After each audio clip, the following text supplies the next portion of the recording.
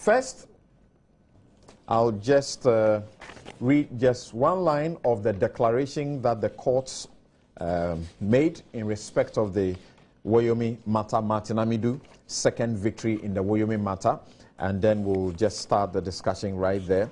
And this was a suit brought in the Supreme Court by Martin Alamisi Amidu versus the Attorney General, Waterville Holdings Limited, and Alfred Agbesi Woyome. Right.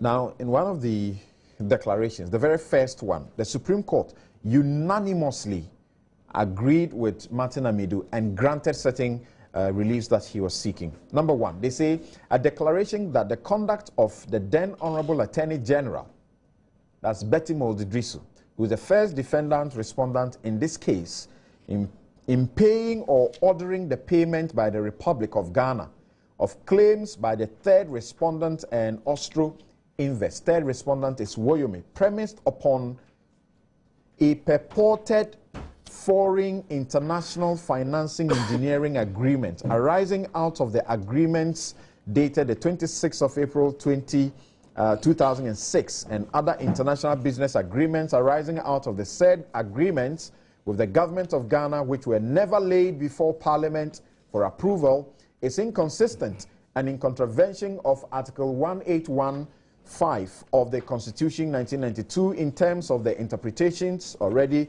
rendered by this the courts in June 2013, and they are accordingly declared null, void, and without effect. The very final order is directly to Alfred Woyome, asking him to pay all the monies that went to him in respect of this purported contract. Kuku, this was to be expected.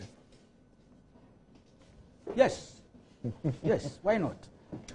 It really vindicates all those who thought and felt that there was something chronically wrong. Just 1 minute. We've just been joined by Yawo Edulabi, he's Deputy Communications Director of the CPP and political analyst at the IEA. Good morning and welcome to the show. Thanks for coming. Yes, Kuku. He was my prison inmate. Oh, I see. He has been to prison? Of course. He was. Oh, he said he was his prison mate. So he was the member of Monas that was busted in the wake of the 31st December coup. But you know he's the brother of Edu Asare. Okay. Right. Yes. Anyway, you're welcome, sir. This is maybe irrelevant, but I inputted it for some reasons. I haven't seen him for quite a time now. Yeah, but as I was saying, it vindicates all those who felt there was something chronically wrong with this whole Woyome saga relative to the payment that was effected to him, particularly when he himself had done a public disclosure to the effect that he had no contract with the state or the government. And we can all recall the, hula baloo, the radio debates and all those things, which brought about all sorts of funny, weird theories like who caused the liability and not interested in what the beneficiaries got. You recall? Yep. All sorts of diversionary tactics were. You are referring specifically to the late President Mills. Yes, yes, what he said. And then Obiamwa being busted here and there, some proceedings, rates fired against him, charges leveled. Some of them were so, they bordered on absurdity. And we were punished with this kind of a deal. Thankfully, one great patriot, like Martin Amidu, all of us talked some. Some of us were threatened with rates. Some were dragged to the courts for contempt proceedings. Kennedy Japan made the appropriate quote-unquote noises which generated some interest, So a lot of people did something. But I think it has to, and I know because he's a very modest guy, he wouldn't accept any praises. That is Martin. But I think he decided, as a former Attorney General, and perhaps very well briefed on some of the issues, and knowing the law, the constitutional aspect, decided to proceed to the appropriate forum. And I think he should be lauded for this singular, courageous commitment to ensuring that the public interest is upheld. And he's done so at the highest court of the land, as you said, on 2 occasions.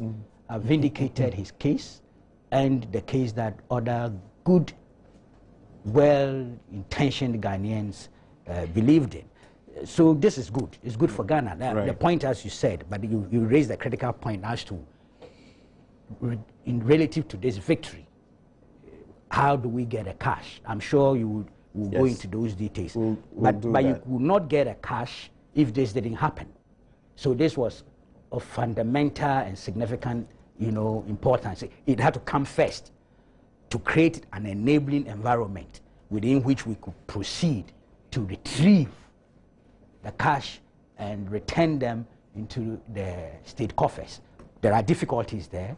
There are challenges there, especially with the Waterville one and the Isophoton one, but especially with the Waterville one. I'm sure if you gave us the opportunity, we interrogate all those specifics. But this is good. It shows that democracy works in spite of all its limitations and challenges. It does work, and the courts are also rising to the challenge in dealing with the issues in the way they should deal with. Thank you. Those are supposed to be your preliminary comments. Yes. Abi, what do you say? Let me start by saying that it is victory for the people of this country. It is victory that every Ghanaian will share in.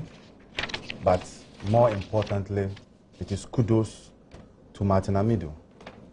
Indeed, as Koku indicated, this is money that the people of Ghana had all along been calling for its return to the national coffers. Indeed, before Martin went to the Supreme Court, the state itself had also instituted action in court, indicating that they were defrauded, the state was defrauded. So if today we have a situation where... You mean the one that was sort of, if you read some of the judgment, they suggest that was instituted, you are trying to shut the stable doors after the horse had bolted? Of course. No.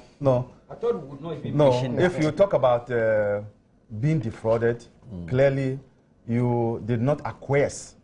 That is what to be defrauded means, meaning that you did not pay those monies with your own senses, or as it were, if you want it, you say that you did not consent to the payment. It was done behind you. And so how would you have... That was a consent judgment. No. Could we just take it easy? We'll get into the details. How would you have closed the staple if that person had not done what he did? So that misrepresentation is what led to the payment. Now the government, subsequently realizing that it was defrauded, went to court, and the matter was since at the High Court until this judgment came. So from the state to the people of this country, we all agree that this money must be paid back.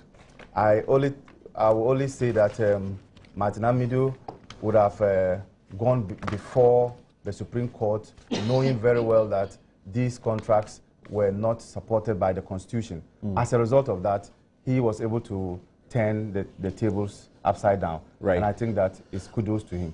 Good. Nana, when they were rendering their judgments, one of the notes I could pick was that it is the primary duty and responsibility of the Supreme Court to ensure that the unconstitutional contracts or agreements are not giving a glimmer of life or hope after the authoritative pronouncements by the courts earlier on. So it's obvious it's a court that came to a conclusion without any, doubts that the contract ought not be giving a glimmer of life or hope. Well, Samson, thank you. Let me wish your viewers, your listeners, a good Saturday, and also my colleagues and yourself. I have two brief comments. The first one is that the Woyome matter is another clear example of the government of Ghana scheming to steal the people's monies, There's no other rational explanation for how those monies came to be paid to Mr. Woyome. Indeed, one of the Supreme Court justices has earlier said that the only way you can explain these payments is by looking at it as a create, loot, and share scheme. So the Woyome case is... He said it is as if an enterprise has been set up to create, loot, and share. Because there was no other rational explanation. And when we get into the details, I'm sure it will become clear that there is no rational explanation for how these monies have been paid, except it's a deliberate scheme to steal the people's monies. And the victory by Mr. Amidu is another clear indictment that one individual on his own, with his own resources, is able to redeem these monies for the people of Ghana, when the government of Ghana, with all the resources available over 5 years, could not do so. It's a clear indictment. Let me tell you one speed I found in how he did his job. The very day the court delivered the June 2013 judgment, and he discovered they had made errors, the same day he filed the review. Well, I'm saying, you see, the government of Ghana, with the primary responsibility to protect the incomes of the people, has been in court over this same matter to secure a refund for 5 years.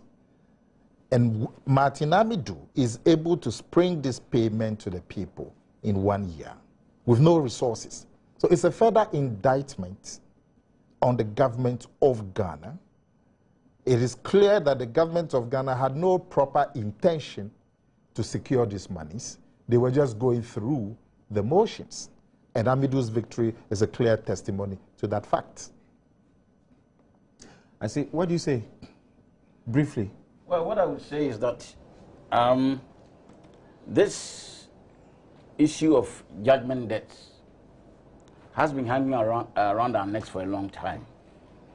And giving, in fact, I am minded to refer to a statement at one point made by the sole commissioner, where he said that at certain times it appears as if the state, with all the cast iron evidence, decides to dilute its prosecution to the point of, presenting a very weak case, thereby strengthening the hand of those claiming these payments, and then these payments are made to these people, and then, well, that is his suspicion.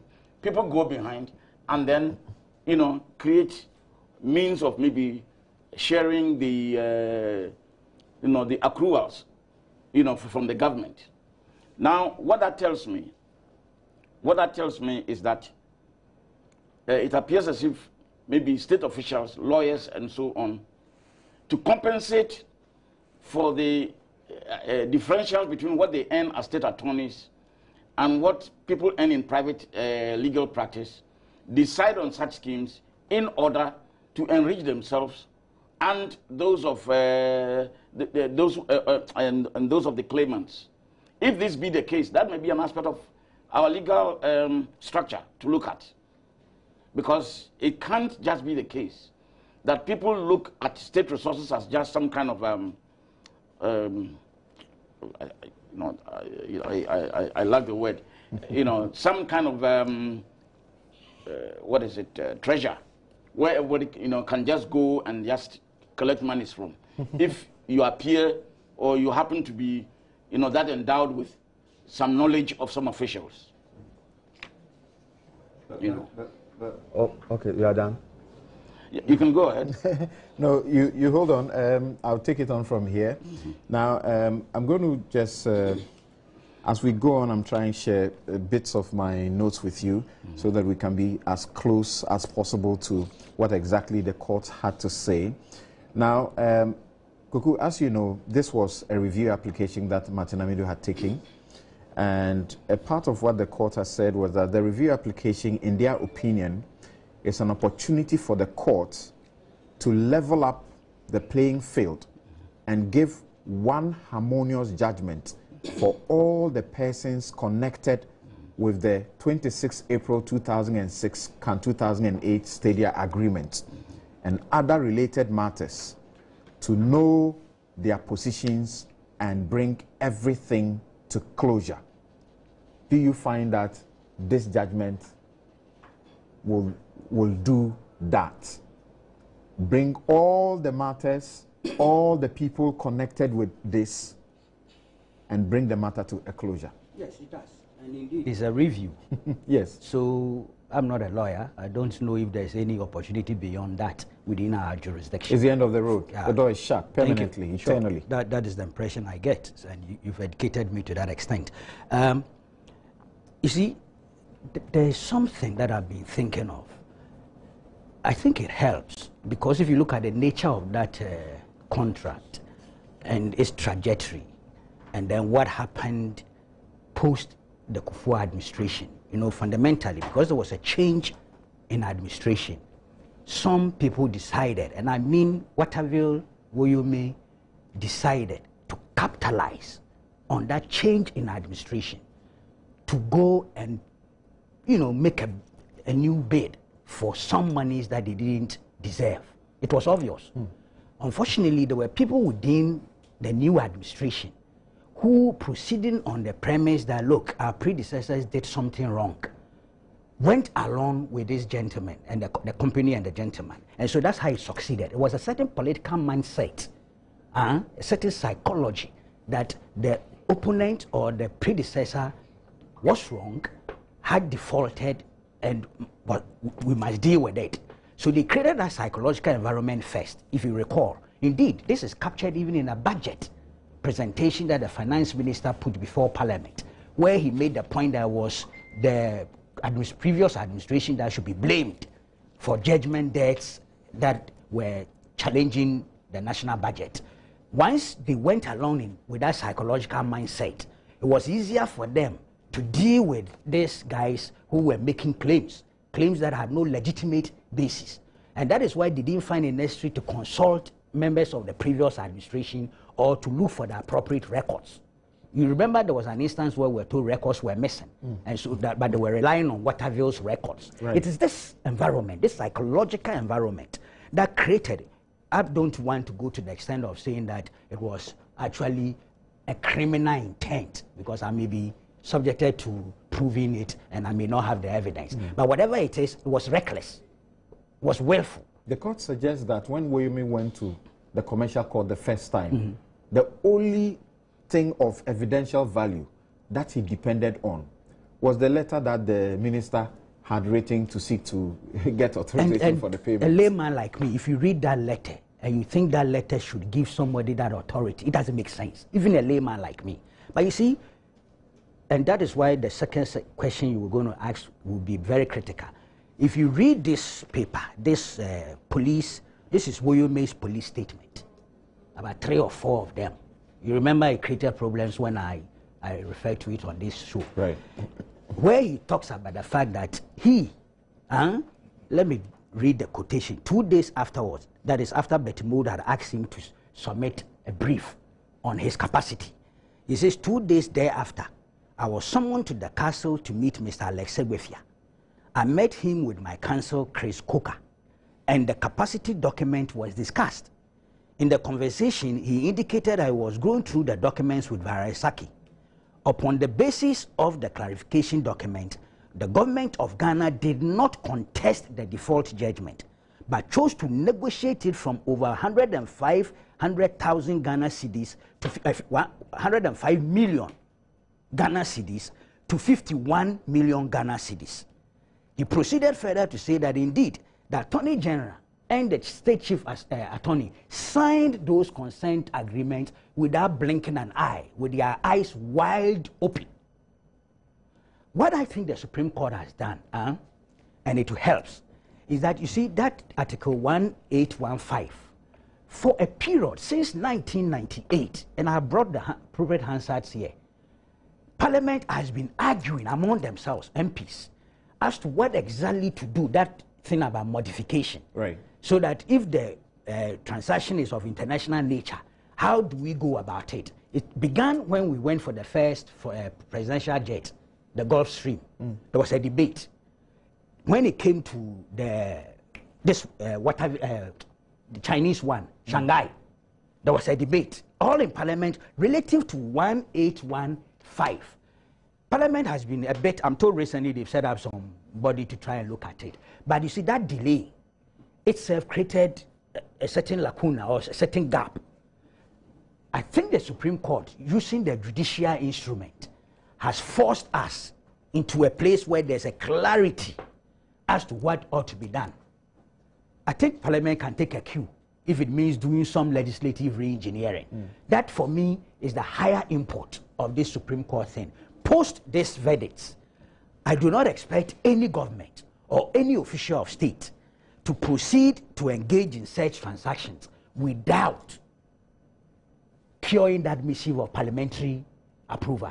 You see, what is fun interesting is that if you read Joe Gatti's letter, which is dated August 1st, 2000. Just the point you made, it would appear that even after Balkan Energy, the debate was still going on, whether they should obey what the Supreme Court has said. And so we're going Western on, Gas, you know, the gas project, Sinopec, right. It's not yet in Parliament. It's almost 70–80% completed.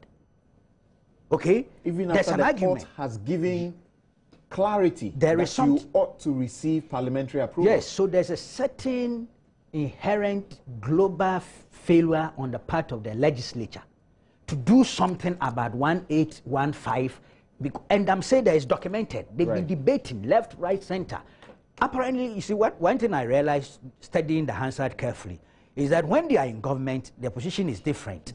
When they go into opposition, they choose another stance. It's clear-cut, and I say this dispassionately, clearly. That is what you see in the end. Meanwhile, I don't know what the challenge. I cannot envisage the challenge that disabled the legislature from curing the mischief that 1815 represented. Okay, move on and read the letter, Jogate, because the court also refers to that and said that should have put Betty Moulds on sufficient notice not to have made all of these but that's why I said that payments. because they had created a psychological environment, a certain political mindset that had already found the previous government guilty, it was easier for them and those making their demands to collaborate,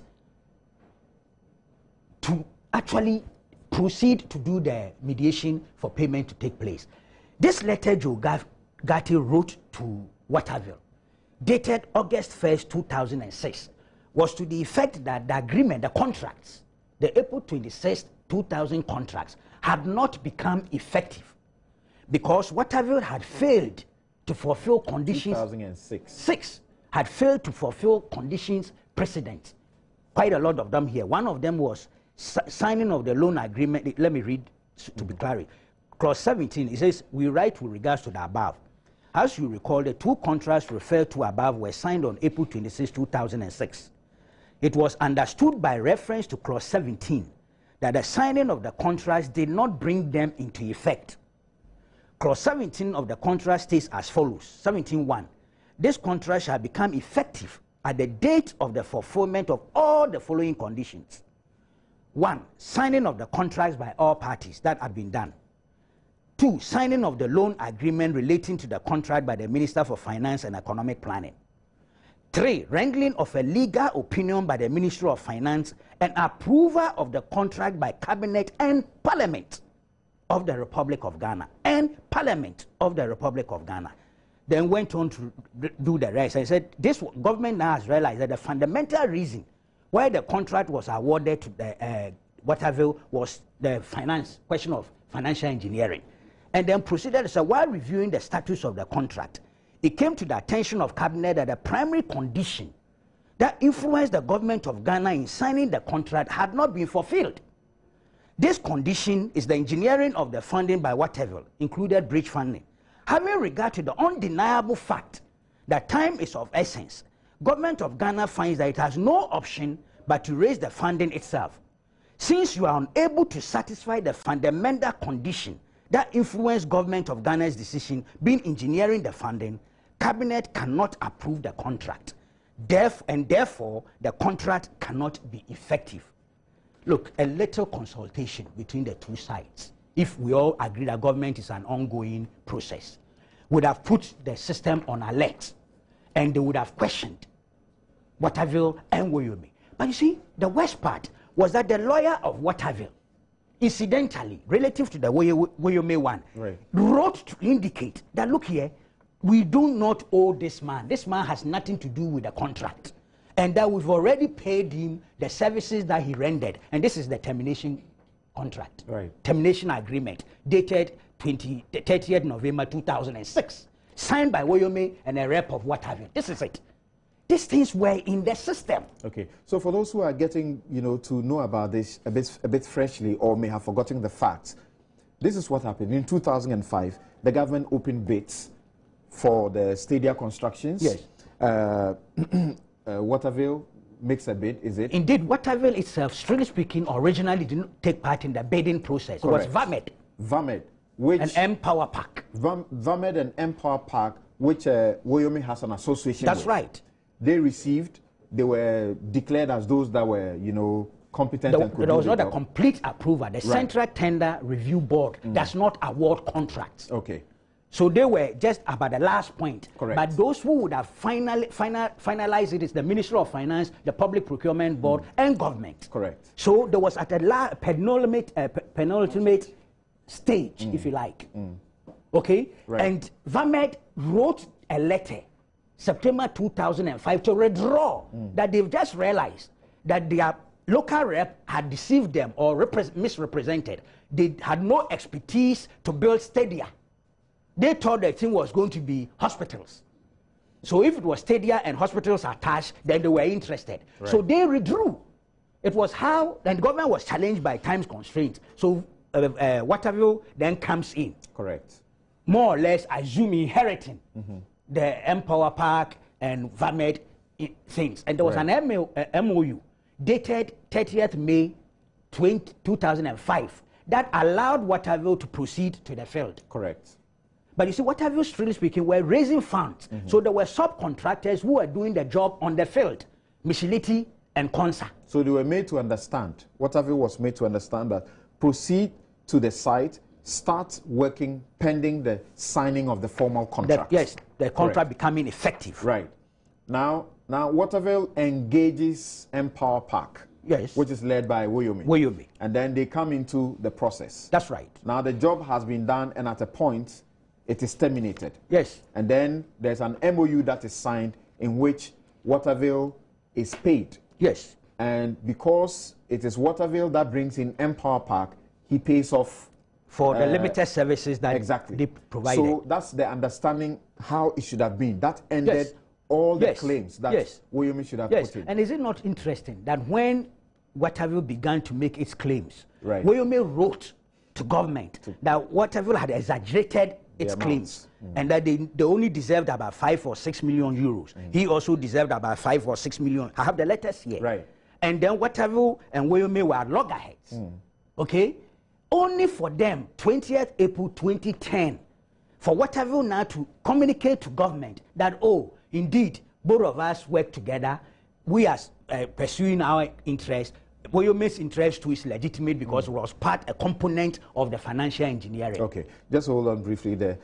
Now, Ebi, when you follow the developments and the manner in which the Supreme Court has come in such categorical pronouncements for the second time,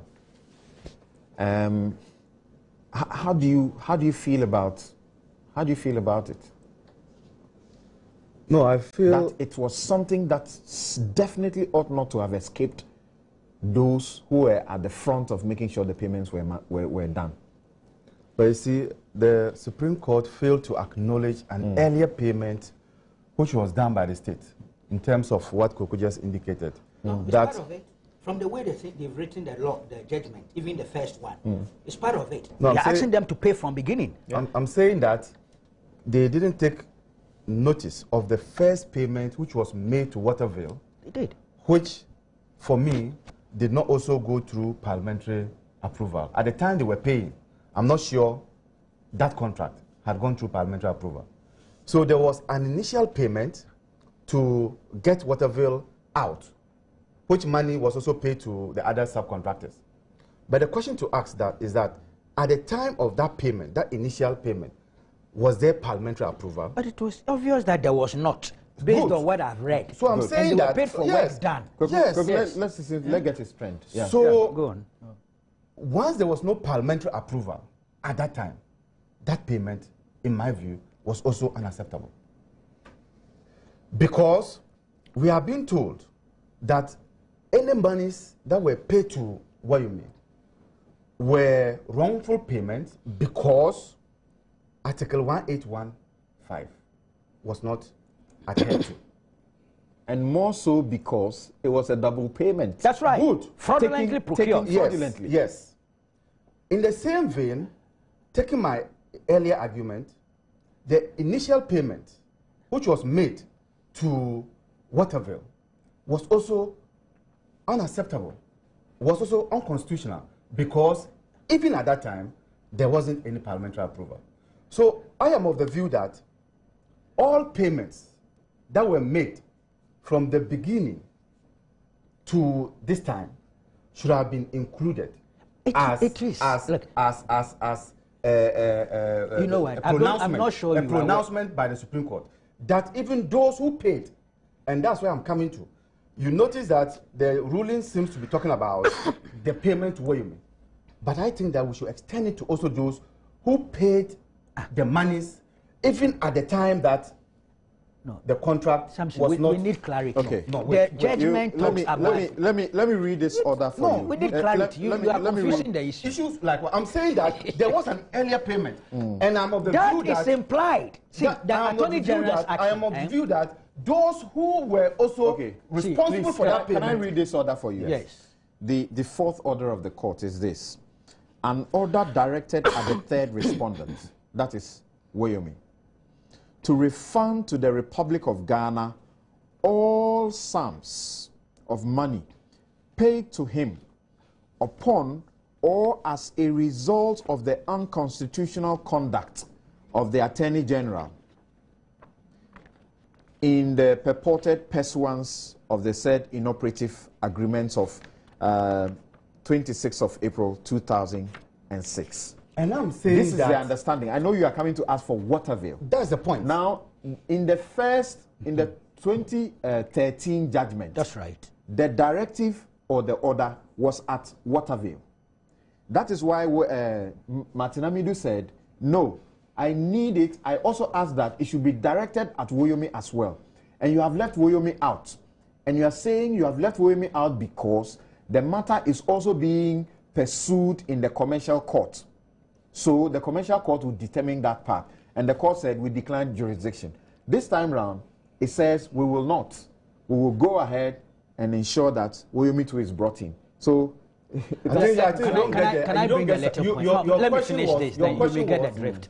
Persons who were involved in the payments, has the Supreme Court rightly made pronouncement including them?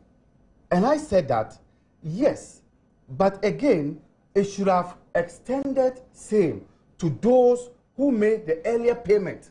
I'm not talking about personalities. I'm not talking about, you get my point? No, I get you. You get your point. You get the point. The personalities, the actors, exactly, the actors at that time. Okay. That's my point. See, he's just beating about What the bush? What now about the bush? let's put a substantive issue here. After the first ruling, you know that Attorney General has filed a writ of summons. Right. He's trying to enforce the first one. Correct. Now, the reliefs that the Attorney General was seeking is this: that it was done 29 July 2013, subsequently amended 30th July 2013. The reliefs are recovery of the sum of 47,365,624 euros and 40 cents. That is A. The B is interest on the sum from 2008. I'm not talking about this. No, listen. He's marrying two things which are not the same. No, I am talking about oranges. You are talking about apples. I'm talking about, because his question was that, has the Supreme He's Court... not getting the drift. Let me finish, then you can challenge me. Question. You are not the one. When I finish... You don't ask me questions here. I haven't asked you questions. You don't ask questions I'm making a submission. I am answering to a question given by the host. You don't usurp my time to answer the question the way you want to. You have made your point, and I'm saying that he's bringing another angle to it. Good. The so point another angle, and he's referring to the rates. Is different he's from referring to the rates. Trying to condemn my answer to your question. When your question was specific about the personalities involved, has the Supreme Court taken care of all of them? I said yes, but we should have gone to also those who pay the initial money. If you are bringing another strand to it, I agree. Mr. Host, I'm not sure we have reached the level where we are looking at the individuals involved. I don't know about that because I thought I conveniently... He asked me that question. He asked me that question. You were not listening. No, I conveniently didn't deal with that because you gave us the impression it's another segment to the issue. Ask that question. The point I'm making is this. What I was reading brings in all the personalities, the substantive thing. That is, it says interest on the said sum from 2008 till the date of final payment. This is what a relief the AG is seeking. Right. Koku, just hold on briefly for me. I understand that Kojo Mpieni is on the line, and he wants to help us with a little clarity. Thank you very much for joining us, Mr. Kojo Mpieni. Hello, sir.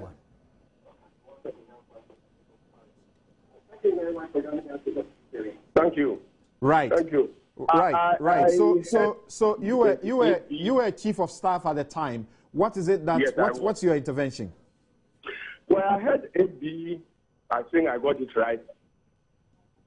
Accepting that those, I believe he is represents NDC or is NDC. So I heard him accepting that yes, those who made the payment should have looked at it properly.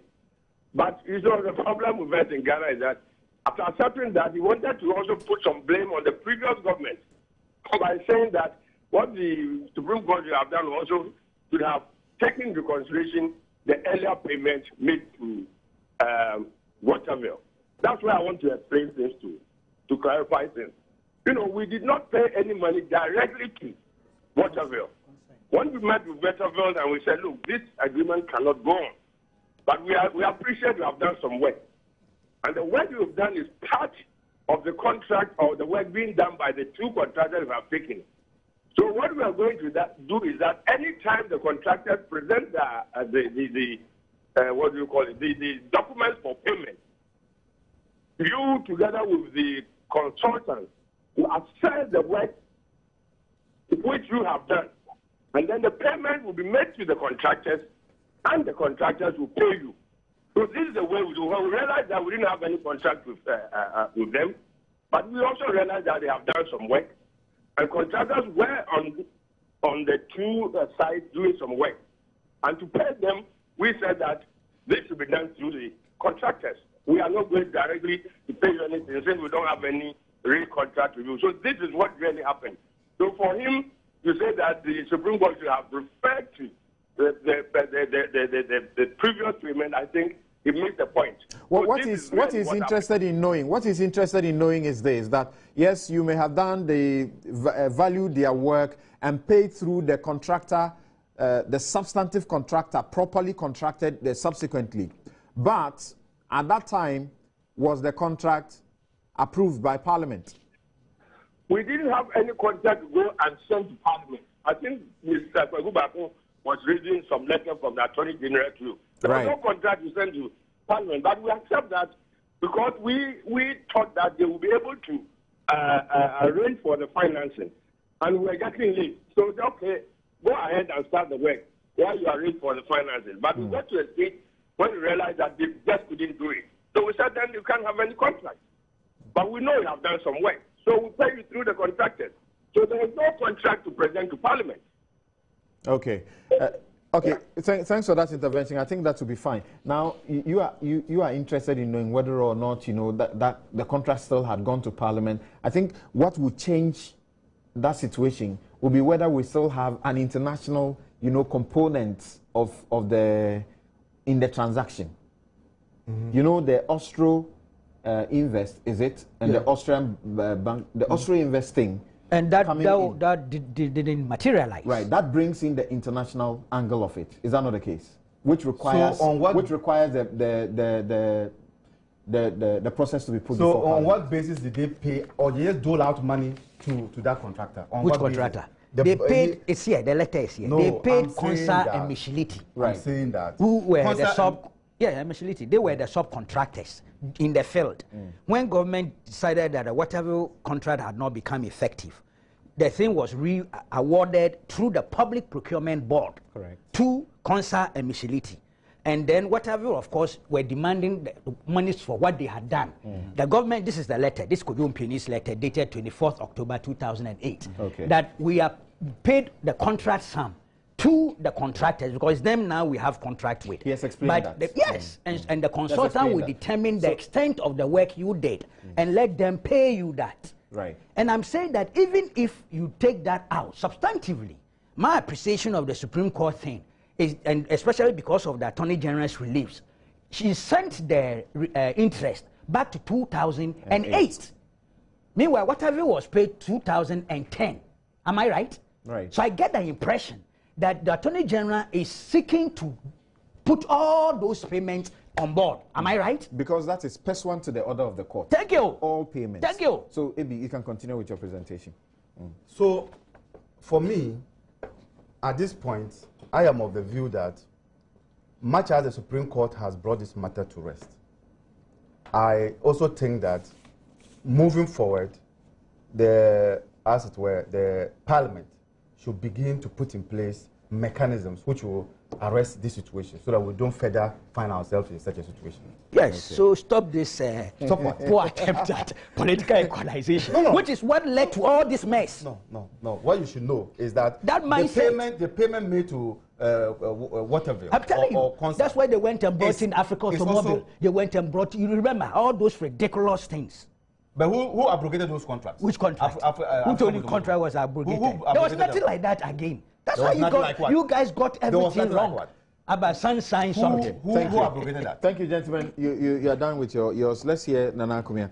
Now, Nana, you said this is clearly government scheming to steal the people's money.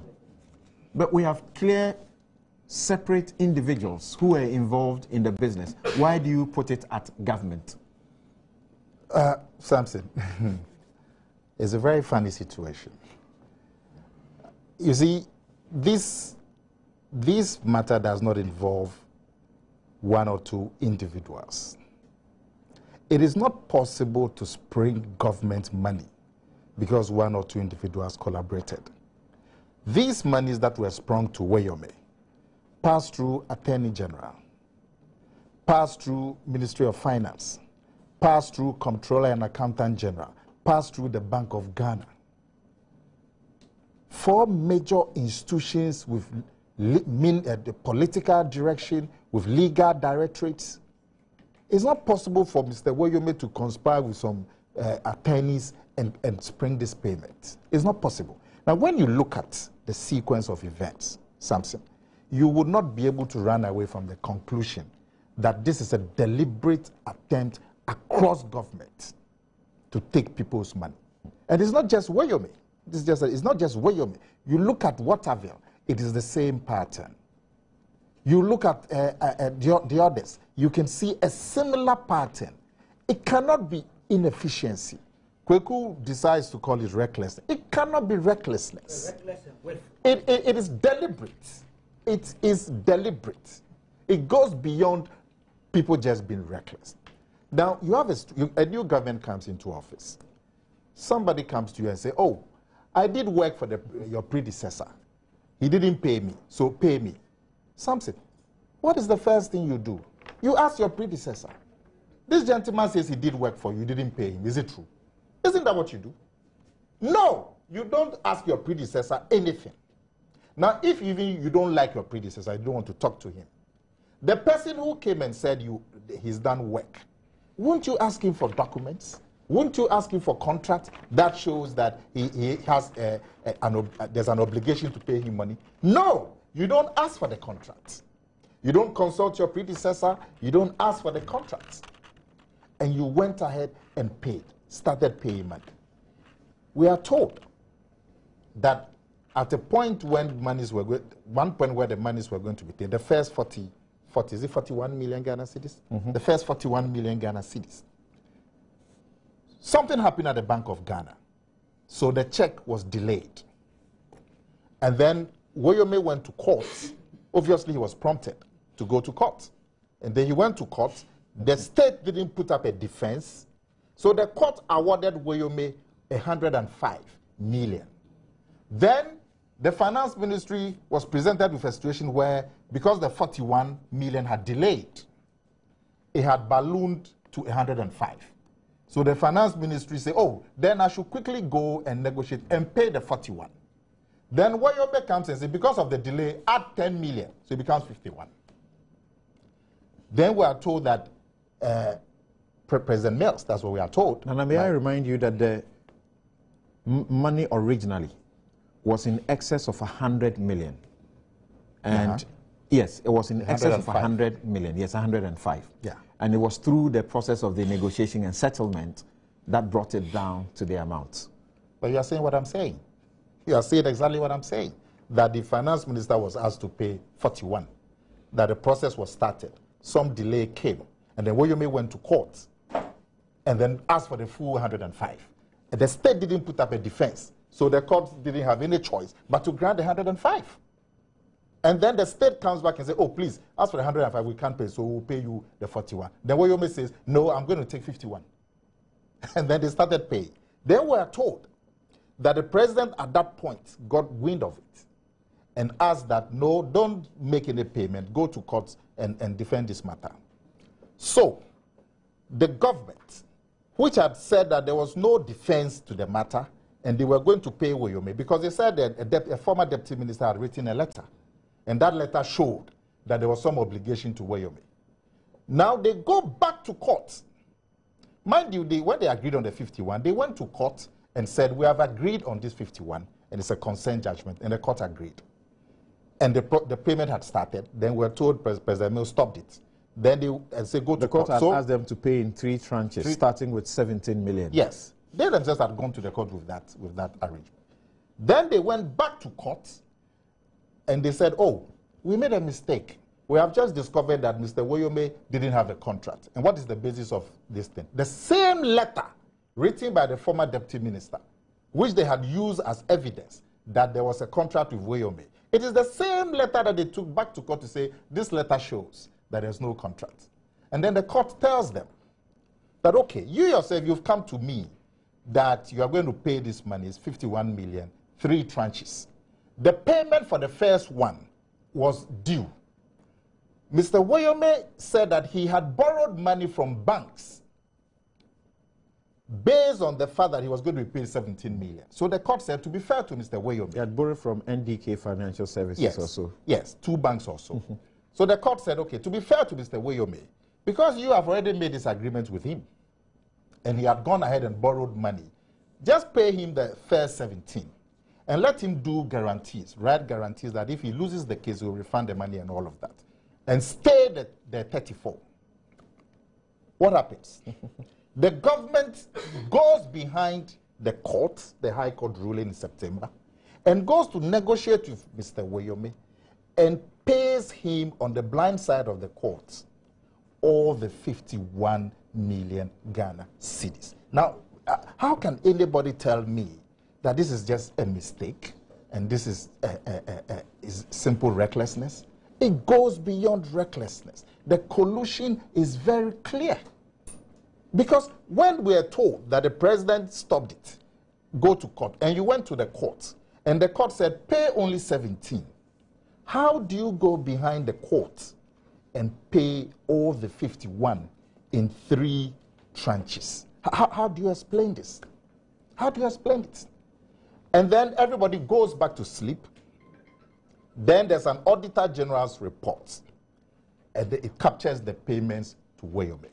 And it captures the first 41, and then it captures the 17, making a total of about 90 million Ghana cedis. And became a big issue. Then the government says, oh, actually the money that was paid to Woyome was in 91. The first 41 was stopped. So it's actually 51. Okay, 51. So how do you pay the money? Then the President Mills came from, he asked for brief and all of that and all that. He said that, were going to go to court to take the money back from Woyome. 5 years down the line, they are still in court. It's taking one man, Mr. Amidu. He hasn't got an attorney general's office. He hasn't got I don't know if he has a slew of lawyers, because you always see him going to court alone. He hasn't got any money. He even says that his entitlements have not been paid to him. And he manages to retrieve this money for the people of Ghana. Now, the president of Ghana, who we're told by a state agency had ordered that the money should not be paid, when he discovered that the monies have been paid, what did he do to those who have sprung the payments? The person who was penalized was rather Mr. Amidu, who was rather defending the loss of the money. He rather was penalized and removed from office. The people who apparently had gone beyond the president's directive and signed documents from Attorney General to Finance to Comptroller to Bank of Ghana and sprung these payments to Woyome. None of them was touched. Governor had explained that it was not on the back of this that Martin Amidu had to be relieved of his post. Well, Martin Amidu sees it differently. And I'm sure you know that Martin Amidu sees it differently. That was where the term rented press, because the press people were put on him and just shred him into pieces. So it's a clear case of collusion. You can't explain it any other way. Mr. You can't explain it any other way.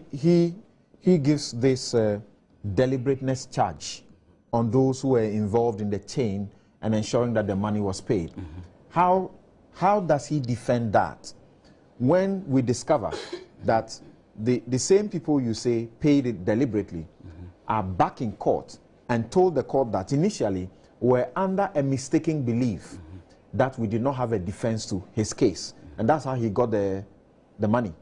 But now we have discovered evidence that shows that he's not entitled, and that's why we are in court to retrieve the money.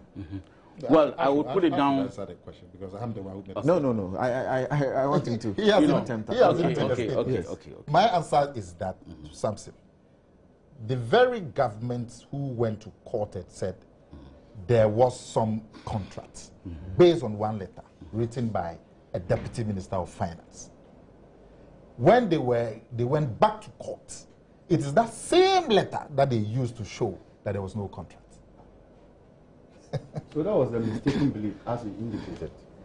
But you have the same letter. It wasn't a new letter. The state was in a mistaken belief that there was a contract. Now it discovers that there wasn't a contract, or there wasn't evidence to show that we owe him money. They've gone to court. If the legal system is slow, you don't blame that on the executive. The executive has done its part. They are there. So, and the two processes in the Supreme Court and the High Court are different. In the High Court, you go through hearing, full-blown hearing. He knows that. In the Supreme Court, you don't go through that process. So it's faster there. And so if the state is in the High Court with the same gentleman, you can't possibly be talking about government scheming to loot resources. That is too harsh. No, but what is the government looking for in the High Court? To retrieve those monies. And what is Amidu looking for? Retrieve the monies. Yes. So how come Amidu knows the route to take and the government of Ghana doesn't know the route to take? In fact, on that matter, Amidu's charge... What are you talking about? Amidu's charge in his process was that the Attorney General was in actual or constructive possession of that letter. So ought to have known. Absolutely. Absolutely. Yes. Absolutely. That's why in the review, he sought that specific relief orders should be made against the Attorney General. And this time he got it. So, absolutely. Yes. There's no other way of looking at it. You can't understand it if you look at it any other way, except that it's just a scheme to create, to loot, and to share people's monies. Well, which is a position I also share about creating, looting, and sharing, because, seriously speaking, I have reminded you again that the creating, looting, and sharing, the judge used it conditionally, said as if. Yeah, I mean, as if, yes, he was being diplomatic, let me put it that way. But where ministers are involved and should be in the know as to, you know, one, the veracity or not of a certain document, right? And the ministers ignore it for political expediency and decide to go along with something despite the intervention Yeah. Despite the intervention of the highest instance of the land, I mean, in terms of the executive, the president, right? He intervenes and tells them. You say when they ignore the letter for political expediency. Yeah. I don't know how you can explain Yeah, I mean, that. here's a letter that tells you clearly that this person is not due a payment. And you use the same letter to go to court, you know, and claim payment on his behalf. There is a contradiction somewhere. And that contradiction leads me to believe that somebody was not doing his work somewhere, right? Somebody wasn't doing his work, and somebody was scheming. Okay, if he was scheming and not doing his job, fine. But the point I'm making is that it gives me the impression that they were presenting a weak case for the state in order to strengthen the hand of whoever was making the claim on the state. You know, because I can't understand how, I mean, lawyers, you know, lawyers who have been through several years of legal practice, people who have been through several years of service to the state and so on at various levels, can then ignore such a thing and then go ahead and do anything, and you know, do things with impunity, even against the advice of the one who employs them, the president. There can be no explanation. Tell you what the court thinks. The court thinks that even this particular judgment they have given, with all the emphasis of its belief that all that happened was wrong and was tainted with some deliberateness, it still says that its present decision is not intended to, you know, have any effect on the criminal process, particularly, which is in the court. But it ends up by saying, but if it does, then so be it. Yes. I don't see anything wrong. So they are making a difference. This was a civil case, if the way I understand it. The High Court case is a criminal case. So there are two high court cases. There are two high court cases. One in the commercial and one in the financial crimes. I'm talking about the financial crimes one. Right. Right? So what can happen is that either court, especially the financial one, can annex the judgment of the Supreme Court in a matter and make it a part of their judgment, if I understand it, you know, clearly. Because in the financial court, they are there to prove fraud. Yes. That's a different matter. Very good. That's but then, crime. That's a crime. You ought to prove beyond reasonable doubt. Fine. I believe some evidence has been gathered in this case that would augment the case or strengthen, that should strengthen the hand of the government. So now all eyes are on them as to whether they are going to present a weak case or strengthen their case. If they present a weak case, despite aspects of this evidence, which is a cast iron evidence, right, then people are going to be on their necks that, okay, here is a corroboration of what the sole commissioner has been saying all along, that it appears as if certain state lawyers present a weak case despite the cast iron evidence in order to benefit the other side. And then as a result of the process, they may decide to share, you know, they may, because I have no evidence to that effect, to share the resources thereby accrued. Now, I am minded to say something about this, because remember when the Woyome case was going on, there was a case of a state attorney in whose wife's account certain monies had been found. As to what the money, where the money came from Woyome, but as to, you know, you're referring to Samuel Nekwe Tete. Very good. What has happened to that case? We do not know. You see? No, those other accused persons were deemed not to be necessary to the process. So all of them were sort of left out. Yeah, but it would be good to investigate, maybe for now and for the future, to investigate the relationships between state attorneys or state officials and people claiming judgment debts. I believe the sole commissioner is doing his job, and maybe we shall have some information on it. But you see, I don't know. The money you are referring to, were told it was in respect of the purchase of a land. Sorry? The money you were referring to that appears to have gone into the state attorney's wife's account, we were told, explained to that it was but then who knows a land transaction. What I'm saying, who knows what else is behind it? That was contrived. Who knows, you know, what else is behind that? And that's why I'm saying that we need to know maybe a bit more in terms of research and information as to the You are still here on Newsfile on Joy 99.7 FM, also on Love 99.5 in Kumasi and over a dozen affiliate stations across the country. And you're watching us on your Joy News channel on Multi TV. I'll be sharing some of your views very shortly. This show is brought to you by the candid sponsorship of Erata Motors. That's where you get the best vehicles for the cheapest of prices. Now, Nana, you support the call by AFAG and others who are saying that Kwabena Dufo, who was part of ensuring the payment was effected, Betty Modidrisu to start with, who wrote to seek authorization for the payment and mandated that it should be paid, and all other parties should be charged for doing something criminal. You support that call?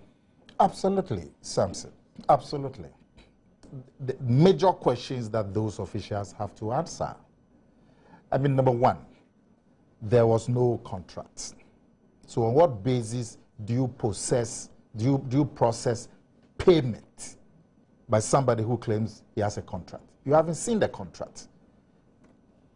Number two, you have seen documentation and you make a professional judgment. But you yourself went back to court and said that based on that same single-page letter. And you know the letter that they were based is just one page. Kuku, I don't know if you have a copy. One page. One page. So you go to court and based on that one-page letter, you said, oh, the man has a contract. And then a month later, you go to the same court with the same letter and say, oh, based on this same letter, the man hasn't got a contract. And then also, Samson, the evidence, Joe Gatte's letter, very clear, declining the contract, that because works had been done, the quantities have to be submitted so payment can be made. It was very clear. The termination agreement, which Kweku has a copy, between Waterville and Woyome, showing that even Waterville had no obligations to Woyome.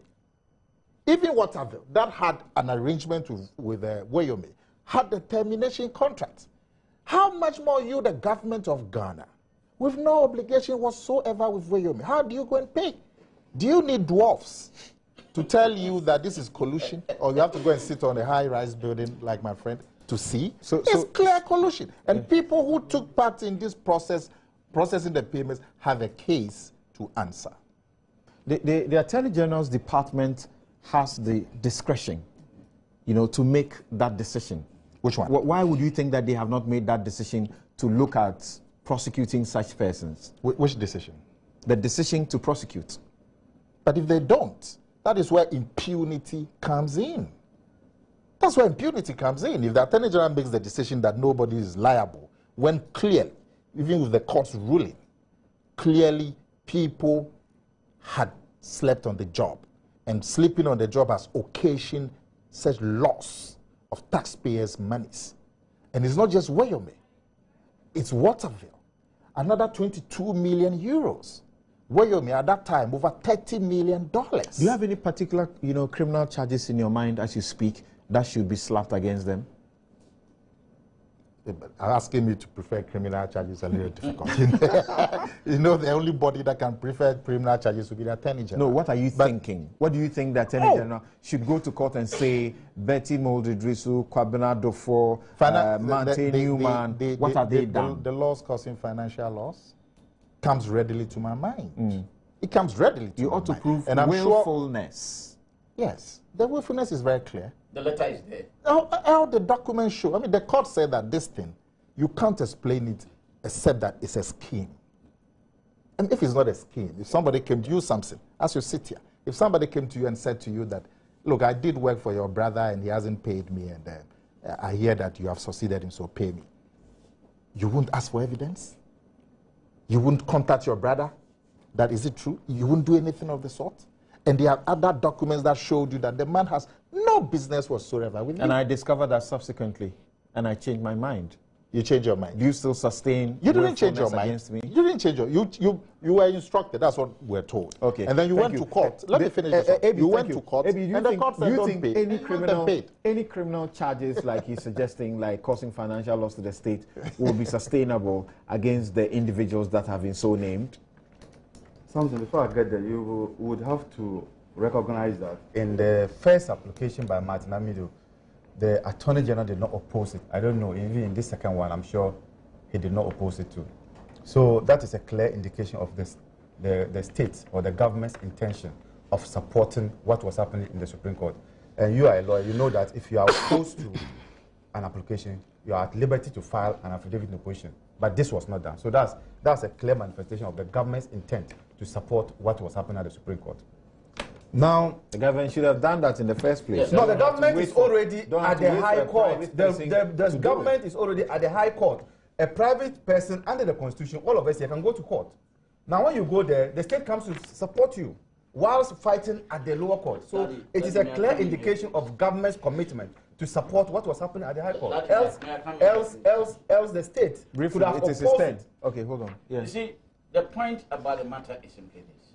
You have all the machinery of state at your disposal.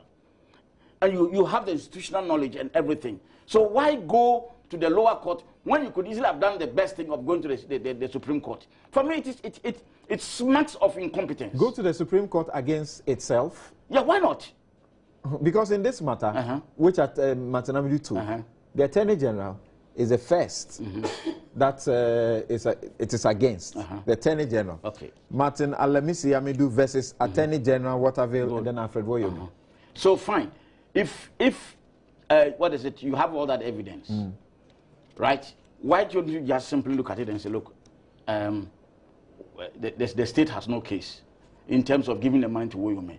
And what is it? You put a stop to the whole thing. But then you waste our time. Yeah. So anyway, yeah. So the substantive question, you are asking whether there can be charges preferred. Sustainable charges. That's a good point. Sustainable. And so you need to look at the evidence available. At the time, those who took the decision took that decision. Were they privy to some information? Were they given the much needed technical advice? And whether or not, when they took the decision, they had the benefit of those technical advice. You need to establish that. You need to also prefer charges which are known to our criminal act. And so if you are going to go in search of charges, groping around and wanting to just fix somebody with a charge, I'm afraid, as you indicated, they will not be sustained. So the Supreme Court suggested that the office of the Attorney General is such a high office and noted that is the only office that is a creation of the Constitution, a cabinet office which is the creation of the Constitution, and sought to say that the responsibilities are immense, and suggested that the failure on the part of the Attorney General to see to what we are discussing now was some negligence on her part. Indeed, sometimes the Supreme Court itself will give a ruling and come back and change that ruling. The Supreme Court itself, most of the time, indeed, at the last petition, came out with some verdicts, some permutations, and within an hour had to amend it and correct it. That is how people who work in institutions can get it wrong at times. What's the point? That is how... That if it is minded to think that there was some negligence on her part, it can change its mind later on? No, the Supreme Court is saying that they shouldn't have gotten it wrong because of all the apparatus. I'm also saying that the Supreme Court itself sometimes also gets it wrong. It is the individuals who are human, just as all of us here, who have a weakness, who at times can fall into such a trap. Now, when the state noticed this had happened, what did the state do? The state went back to court and indicated that these things that happened were as a result of a misrepresentation from the other side. That's Woyome. So for me, it is not as if, and I disagree, that it was willful. It was based on the available evidence at the time, the kind of technical advice they received at the time, and do you see what the people, ordinary people, cannot understand? At the time Dr. Kwabena Dufo is writing to Betty Moldidriso, requesting clarity on her letter, which said that Woyome had a claim and the same claim ought to be paid. At the time he said, look, I don't have sufficient evidence, so can you please give me clarity? Within the same period, the money was being paid. Controller and Accountant General was already issuing out whatever was necessary to have the money paid. So people ask questions. You are saying you are seeking clarity. Before the clarity even comes, the money is being paid. You say you were not aware of certain situations, so you were under a mistaken belief that this payment, you don't have a defense to this case. You go to a court, a judge is benevolent to you and says, pay only 17 million and let the man undertake to pay that 17 back if you eventually win this matter. Before the judge is aware, on the blind side of the judge, you've paid all the money. Yes. And I'm saying that you can, and what you are talking about is a communication gap which should have been filled before the payment. Dufour asked for clarity. Betty did not reply and went ahead and was paying. Was it that Betty was under an impression from her subordinates, these people you mentioned, Neko and Co? Did they give Betty an impression that the state was liable, and as a result, she went ahead and you see, Betty doesn't pay. No, it's the Betty doesn't pay. Ministry. Yes. It's the finance ministry. Good. And it's the finance ministry that has asked for clarity. Good. Whilst the clarity, the reply has not come, the payment is going on. So that's what I'm saying, that the advice from each of the ministers' camp could be the result of those payments. But I agree, from what you are saying, that there is a communication gap. There is some lack of finesse in terms of how to communicate to the next stage. That I agree. But would that ground criminal sanctions or criminal liabilities? No, that for me, still this small point. I don't get you. You have written a letter to me asking me, I have the power to mandate payment, okay, to authorize payment.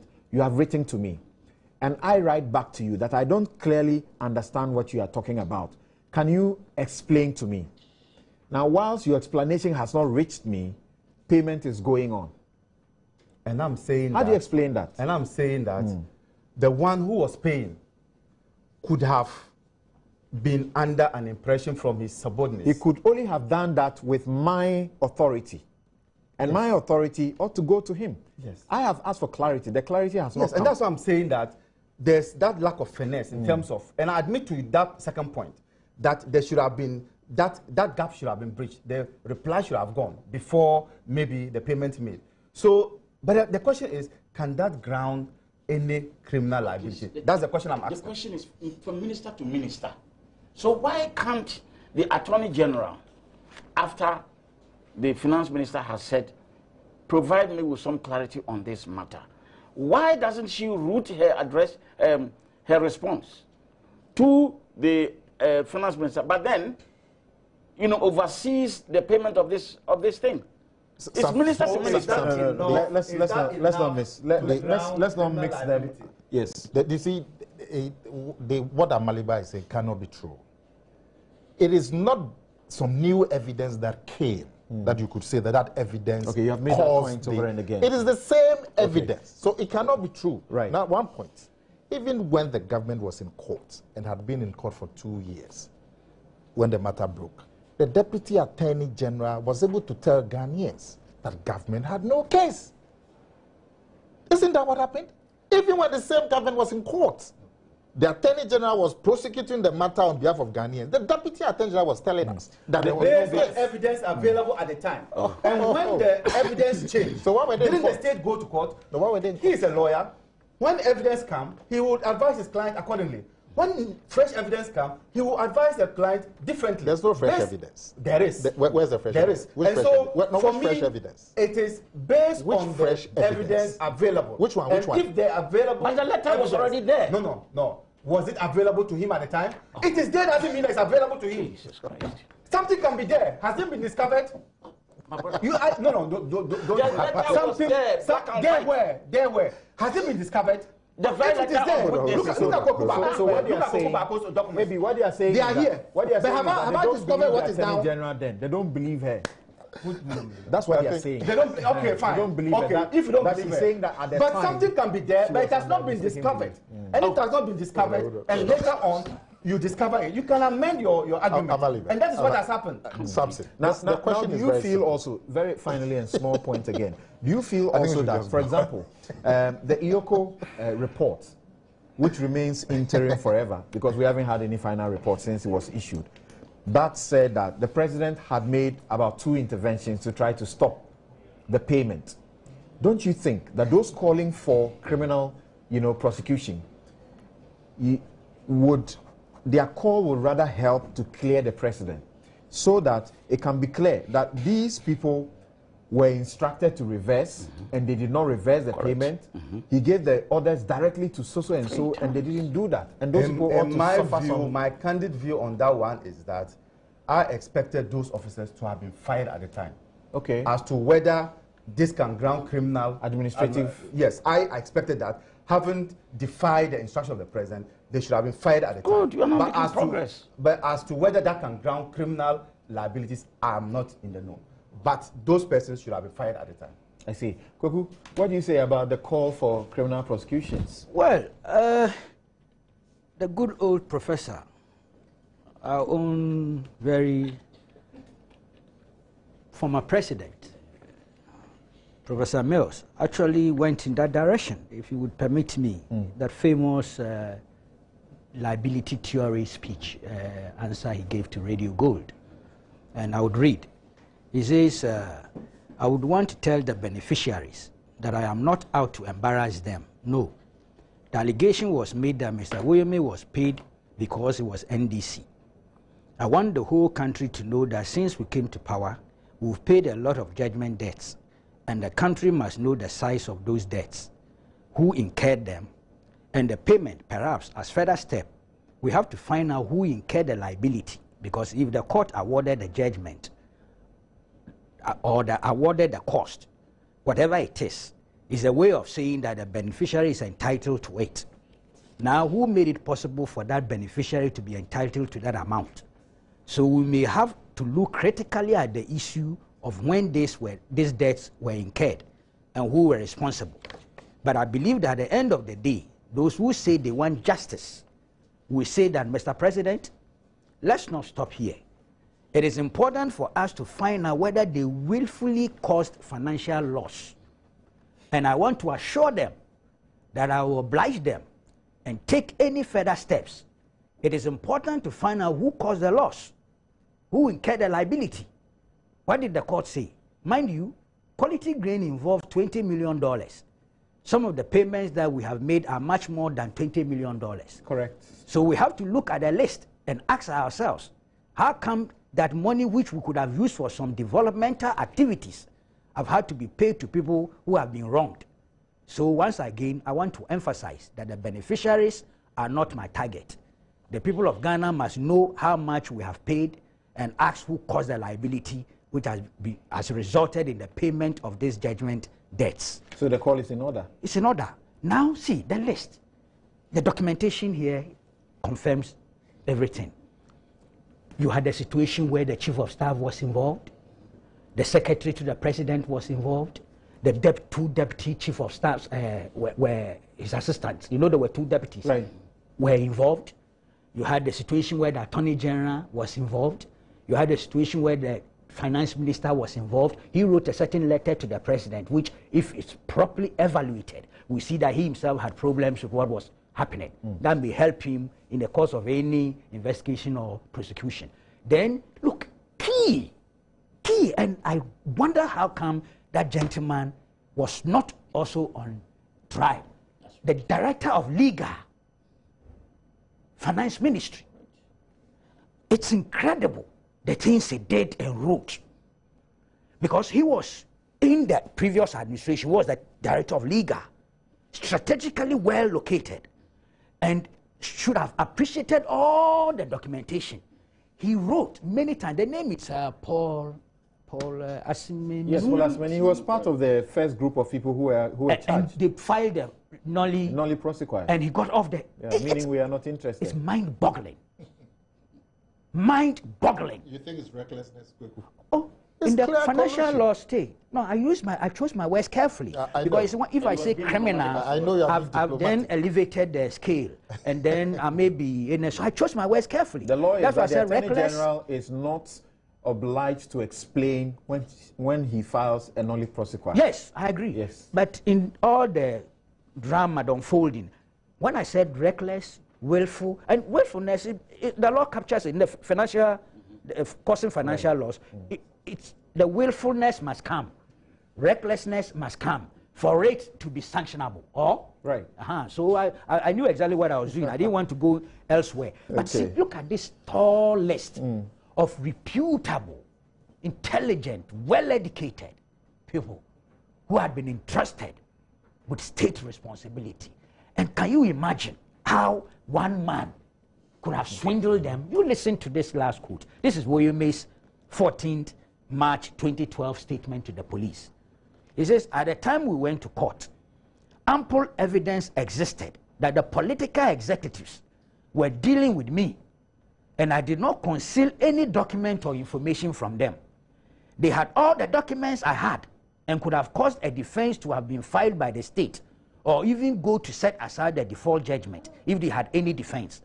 At this stage, the political executives were handling the issues with me and not the public civil servants. And it's therefore not true that I bribed, corrupted a public officer to obtain a default judgment as per the Iwoko report.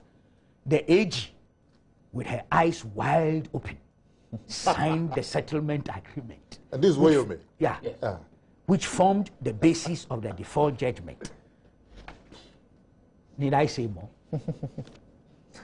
Okay, your views and comments are welcome to the show on this particular issue, and we'll just deal with the very last leg, and I'll proceed. I'll start with you, AB. Now, we are aware that the Attorney General's Department had earlier, after the court gave the first judgment in June 2013, filed a writ on the 29th of July, that's a month after, at the courts, and they filed two writs, one for this particular one and the other for the Isofoton matter, seeking to retrieve the monies. And Kuku has read portions of it, the Woyome one to the Waterville one to us, where they sought to recover the sum of 47,365,624 euros and 40 cedis, and then they asked for also interest on the amount. And then, as well as Isofoton, they asked for all of it, including all that they needed to get. I'm picking reliable information that the current ruling, they are not going to pursue this one in the manner it is. They're just going direct to file entry of judgment and collect the money. That, I think, is the... Collect which money? The Woyome one. Okay. That, for me, when I heard the judgment, I felt that we should change the strategy and to file that entry of judgment on Woyome, because I noticed that the approach they used in the other one was fraught with some difficulties. So all that they need to do is to maintain this heading as it is now, the title of the case, and then entitle it entry of judgment, and then serve it on. So I think this second strategy would work, and particularly the person we are dealing with is within the jurisdiction too. What are the time limits that this can be done? And people are concerned that if you delay before you normally when the ruling dissipated. Yeah, normally when the ruling is given, you have 7 days where everybody must stay his hands. It's a cooling off period, after which you can now file that process. So if you count 7 days, I'm sure next week we should be able to. If you file it and he doesn't honor it. Oh no, if you file it and he doesn't honor it, you can proceed against his properties. First, you go for his movables. And then if that or you look for his bank accounts first. Yeah, you can garnish his bank account. Then if that is not enough, you can go for his movables. Then if that is not also enough, then you go for his immovables. But the Supreme Court has ruled that you cannot put somebody in jail for his inability to pay his just debts. So that is where we can get to. Yeah, that's the old law, and it's been done away with. Yes. So that if you owe me and you can't get the money I'm a to man pay. of straw. I'm not put in prison. Yes. Now, but I've heard some of his lawyers suggest that because this case was Martin Amidu's case against the state, and the state lost, so to speak, because the state was a defendant or a respondent in the matter, they were not a party to it, so they cannot go after Woyome.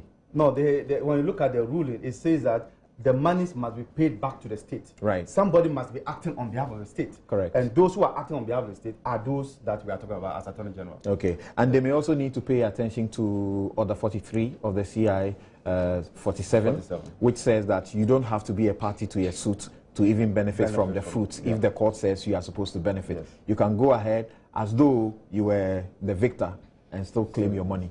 Okay. Kuku, do you think there's an attitude that suggests, look, we are not really interested in this money? Well, I think it would be unfair for me to proceed in that direction based on the little information or research that I've done. Clearly, as you indicated, by 29th July 2013, just about a month after, the AG went to court. The following day, they amended their rate, and after read the reliefs they are seeking. Waterville also then decided to engage in a certain legal tug of war with them, filing all sorts of stay of executions and proceedings. Most of those things were dismissed. They went to the Court of Appeal. Right. There's a trail, okay? And I'm told they came to a certain compromise at the commercial court. Right. Waterville agreed that they will bring forward, provide proposals for payment. Installmental payments, but they haven't been very committed. So the AG's applied, from what I hear, for the case to be listed in October 2014 for summary judgment. Now, the interesting thing about the Waterville thing is that it appears they have no properties here, they have no assets here. And so, if they don't pay the money, what do? They have no properties within our jurisdiction to, as it were, confiscate or capture. Let me do this. I have John Ndebugri, who is a private legal practitioner. Thank you very much for joining us. He may help us to answer some of these questions. Thank you very much for joining us on Newsfile, sir. It's a pleasure, Ian. Great.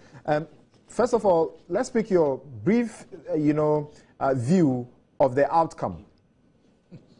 You see, I actually called and requested to intervene because I am worried. I'm a private legal practitioner, and I am a patriot as well. And my view of matters is that when mistakes are made, we should correct them so that we can advance the interests of the state and the masses of the people. And I see the decisions of the Supreme Court in that light. But when the Supreme Court has decided on these matters, the discussions that go on, including this particular one, do not really deal with what the Supreme Court has decided. We are dealing with accusatorial matters, which I am not very interested in at this moment. What the Supreme Court decided a few days ago is not new. In fact, it started with the first case, which was the Attorney General against Faro Atlantic Company Limited. And you know about this case. And it was that case was decided in 2005 or thereabouts. But the events leading to that decision started in 1998. It had to do with a power purchase agreement between the Ministry of Energy and this Faro company, Atlantic Company Limited. And the issue was whether an agreement, an international business transaction, or an international contract between the government of Ghana and a foreign company can be valid or can be enforceable when it has not been placed before Parliament and approved. And that was the first time the Supreme Court decided that under Article 181 of the Constitution, all contracts and business transactions between the Republic of Ghana and foreign entities must necessarily be approved by Parliament, otherwise they are not enforceable. This was followed by the case in which the Balkan Energy Attorney matter. General again. Balkan Energy. Yes, went against Balkan Energy. Okay. So, sir, sorry, but what's the specific intervention? The specific intervention is that the decision of the Supreme Court is constitutional, purely constitutional. Yes. It has nothing to do with the merits of the case. Yes, we have traversed that. It has nothing to do with whether the Woyome entered into an agreement fraudulently or not. The point is that whatever agreement was there, based upon which he was making the claim, was not laid before Parliament. Whose duty was it to lay it before Parliament? It is not the contracting parties as such. It is the people who were in charge of the Attorney General's department at that time. That's why I'm saying that we must zero in on correcting mistakes for the future. Right. We are not worried about the fact that people did not place these agreements before Parliament. We are worried about the fact that, you know, and then we extend it into fraudulence and all that and all that. And listen, I am raising this because I am monitoring events very closely in this country. And when people sit on television, go on radio, and say these things out of context, and the serial callers pick it, they repeat them ad nauseum. But on this show, respectfully, Senior, on this show, we have been very clear about the point as far as the Supreme Court's decision is concerned. I'm sure we've been consistent. Kweku has canvassed the point you have made. Kweku has all the while been dealing with the merits of the case. He hasn't dealt with the constitutional matter.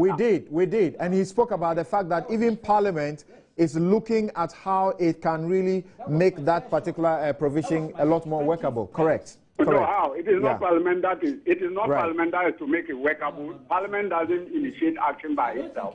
It is executive. Listen to this program from the beginning. Okay, Senior, thank you very much. But that was thank you. Now, right. Of the constitutionality elements involved. That's why I began by setting the premise that there had been a lacuna because parliamentary business had not gone in a certain direction. And I actually started by reading the first declaration. I'm not sure he was listening. Which said that the purported foreign international financial engineering agreement arising out of those agreements and blah, blah, blah, to the extent that they did not receive parliamentary approval prior, pursuant to Article 1815 of the Constitution, were null, void, and without any effect and frankly whatsoever. speaking, it's not possible for us to sit here and highlight only the constitutional matters and not look at the subsidiary and consequential issues involved. That's unrealistic. Even the Supreme Court did make mention of Absolutely that. Absolutely unrealistic. I referred to them as well. Okay, thank you. You cannot come and subject us to a certain limitation. Thank you. Thank you we should very come much. and discuss only constitutional law. I took good note of this part of the decision. And it says that our decision in the review case will be without prejudice to any decision that may be given in the cases pending in the High Court, especially in the criminal prosecution that third respondent is facing, that is Woyome.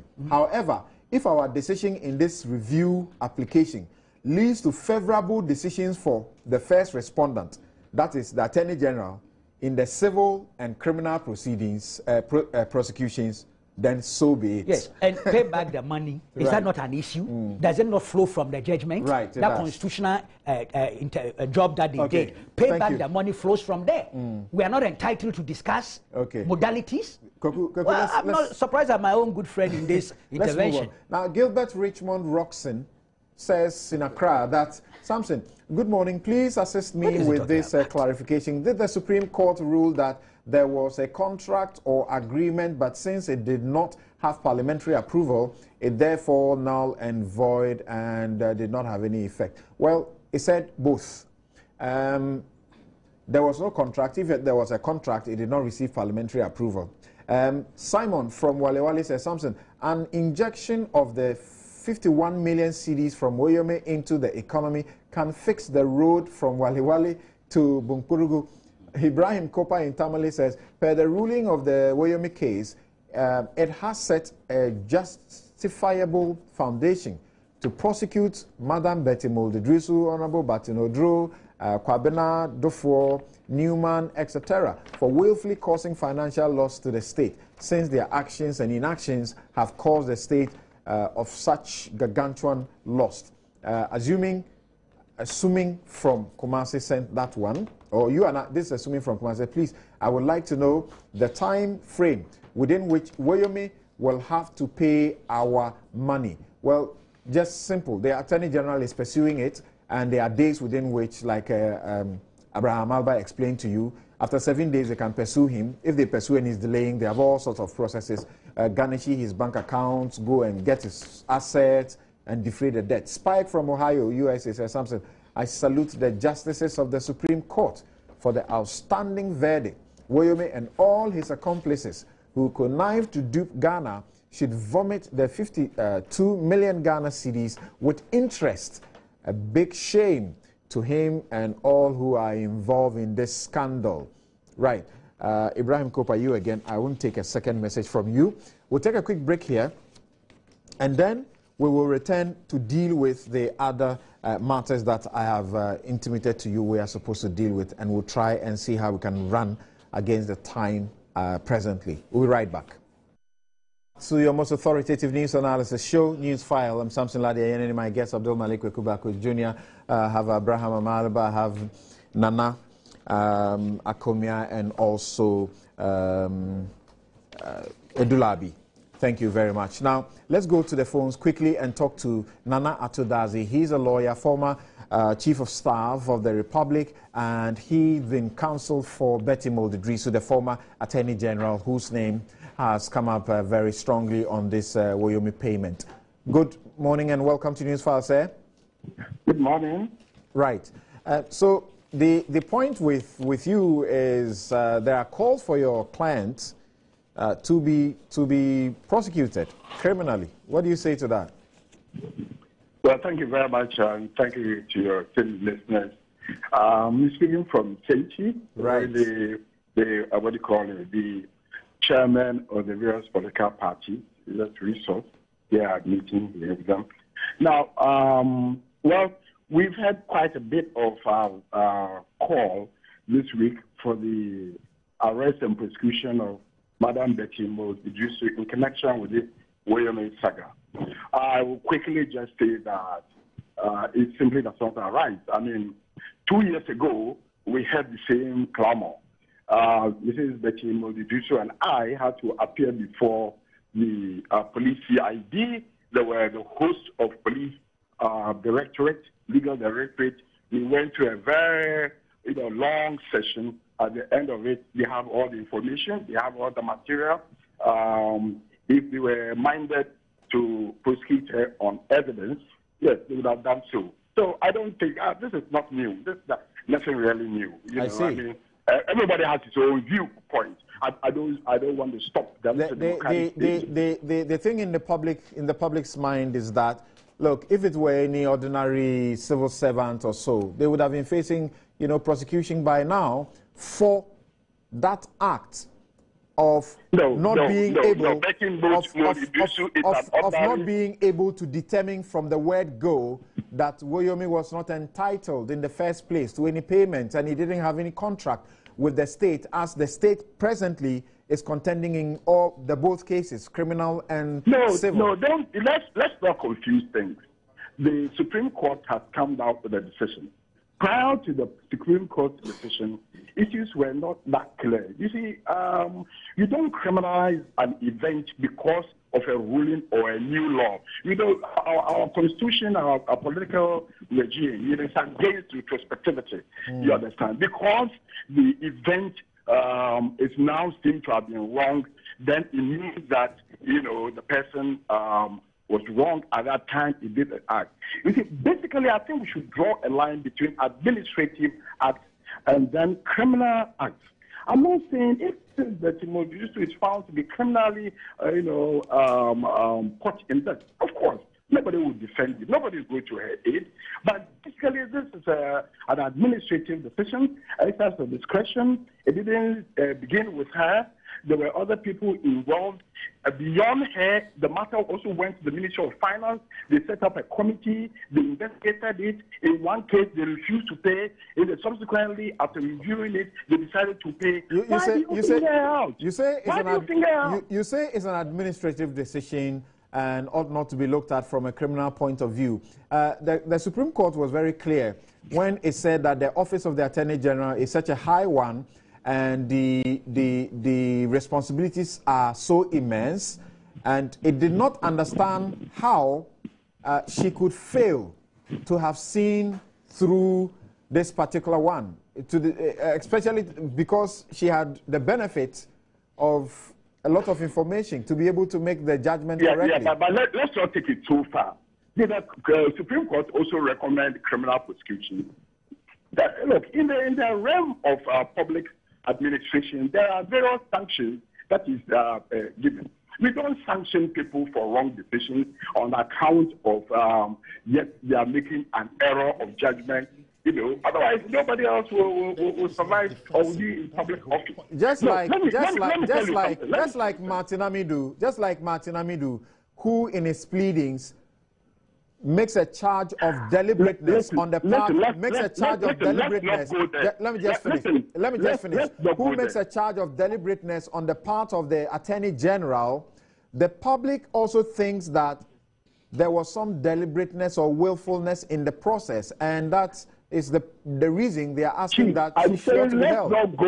Let's not go there. You must listen to me. You've been involved in this matter for long. Let's not go there. Why not? Why I'm saying this is that, yes, Martin is my friend. He's my close friend. And I hope you are still made. But, you know, along the line, everybody else paid part of this Woyome money. You understand? So at the end of the day... Then everybody is guilty, Alcato. Oh, but if everybody is guilty, why do you want to... So we are all innocent by that logic. So everybody is innocent by that logic. If everybody is guilty, then we are all innocent. Is that not what you are suggesting? No, listen. You are not... Oh, please. I hope you make me an... I'm sorry. I apologize. Okay. Yeah. I apologize. I'm saying that in our public administration, there are various levels of sanctions, including removal and all that, okay, which can be effected. There are others which come border on criminality. One is there, and evidence is available of criminality. Nobody can show anybody. But let me say this. First of all, the Supreme Court ruling was not against the Judgement in her personal capacity. The ruling, the case itself, and the ruling was not. Secondly, as I said, there's been a prior investigation of this matter 2 years ago, and the same clamor for arrest here, arrest, and so it's been there before. The third point I made earlier on is that criminalizing error in administrative judgment of public officers in exercise of the discretion should be watched. Fourthly, I will also make that there are more interesting matters arising out of this whole thing. I mean, the Supreme Court judgment.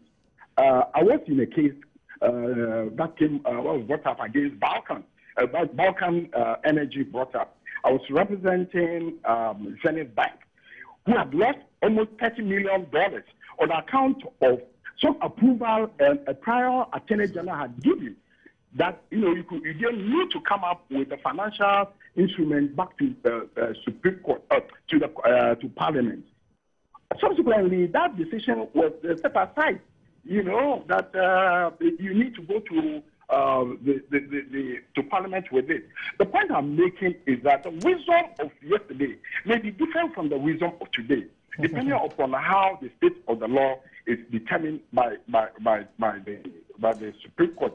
But the reality is that hundreds of business agreements and arrangements are in jeopardy as a result of this Supreme Court ruling. Just a while ago, Nana, let me ask you this: whether you agree with the late Professor Mills or not. Just a while ago, Kwekubaku read to us the late professor's mind about, for example, the quality grain matter, which involved 21 million or so, and where he said that we ought to go we ought to go further to find out if people have willfully caused financial loss to the state, especially in the judgment debt matter, which is more than twice the quality grain case.